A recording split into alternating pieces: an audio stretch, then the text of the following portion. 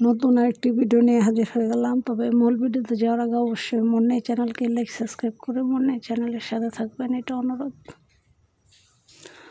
প্রতিদিন রাত্রে আমাদের হযরত মুহাম্মদ সাল্লাল্লাহু আলাইহি ওয়াসাল্লাম ডান কাত হয়ে ঘুমাতেন।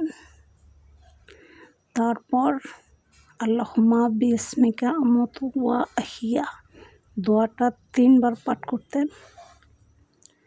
তারপর 3 কুল পরে সারা শরীর মাথা থেকে পা পর্যন্ত মুছে দিতেন।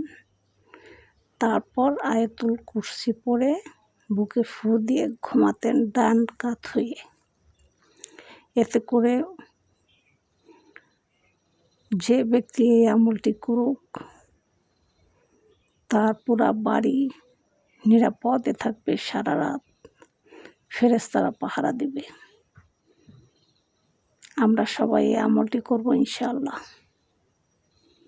ভিডিওটি ভালো লাগলে মনে চ্যানেলকে লাইক সাবস্ক্রাইব অবশ্যই করে দিবেন।